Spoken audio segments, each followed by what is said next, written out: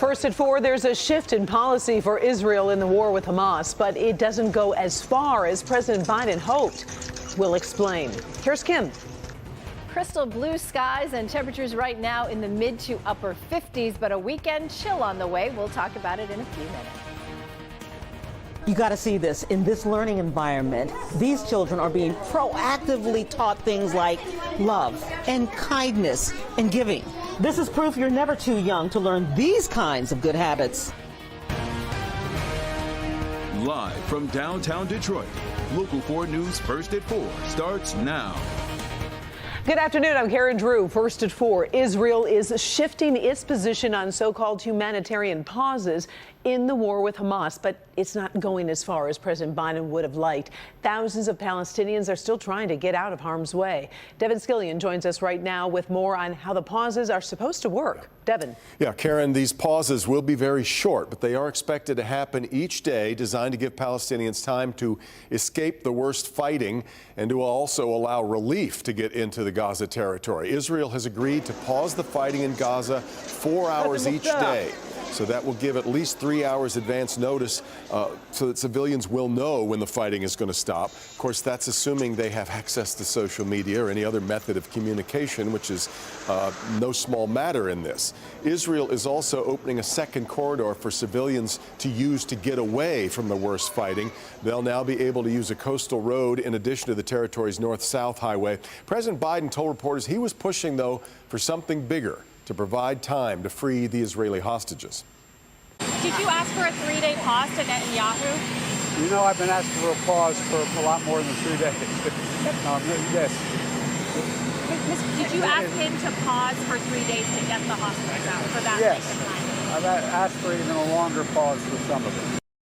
So similar short-term pauses have occurred over the last several days, but today's announcement does appear to be more of a full effort to sort of formalize and expand this process. Also, renewed diplomatic effort trying to free the hostages taken by Hamas. They have been held now since October 7th. Do they have a latest in terms of how many people are still being held? This has been tricky through the whole process. Israeli officials estimate militants still holding 230 hostages. That includes children. Yeah. It includes elderly people. U.S. officials say they believe fewer than 10 Americans are among them. That has been a floating number a little bit, too. But updates as we learn more. All right, we'll see you at 5. Thanks, Devin. Well, here's a question. Should former President Donald Trump be on the 2024 presidential ballot in Michigan? That question is actually working its way through the state's legal system. It's a confusing issue based on the U.S. Constitution. The 14th Amendment prohibits a person from running for federal office if they've engaged in insurrection or helped those who have. However, it's not clear how that's enforced, and Secretary of State Jocelyn Benson does not believe she has the authority to keep Trump off the ballot. 3 different suits were heard in the Michigan Court of Claims today over in Grand Rapids. The judge says he will issue rulings with all possible speed. A series of appeals is expected. Outgoing Eastpointe Mayor Monique Owens has been sentenced for lying on a grant application. Macomb County prosecutors say she applied for a CARES Act small business grant by falsely stating her business was 51% veteran-owned and had 100 to 249 employees. She's paid $10,000 in restitution. Today, she was also sentenced to 6 months probation and 100 hours of community service at a nonprofit organization. Owens lost her bid for re-election in the August primary. Detroit's mayor has appointed a new permanent commissioner to lead the fire department and emergency services. Mayor Mike Duggan gave interim commissioner Charles Sims the bump to permanent this morning outside of a firehouse over on the city's west side. The mayor says Sims has cleaned up the fire department's reputation, improved response times, also helped boost cross-training and recruitment, which is about to pay off.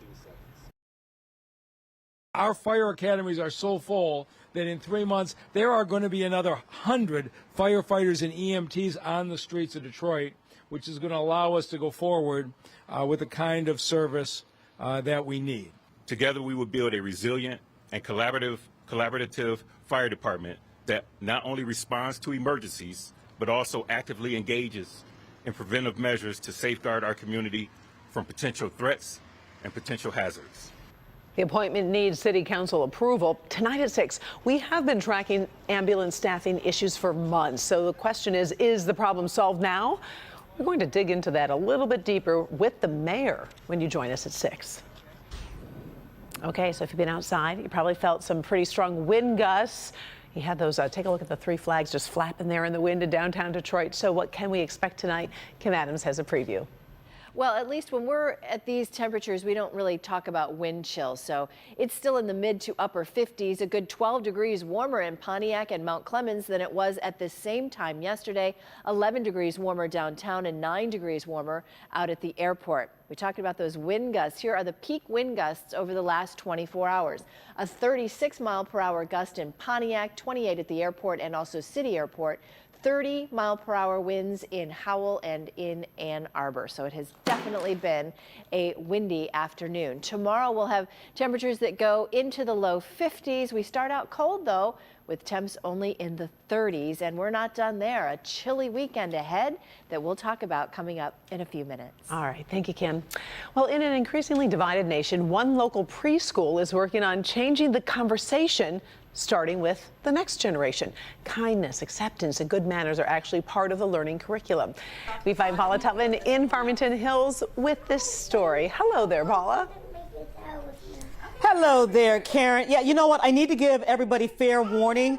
There's going to be some cuteness overload going on here. You know, preschools are doing really, really important work. The thing that really caught our attention about this particular preschool is the intentionality in what they're teaching, why they're teaching it, how they're teaching it, and how often.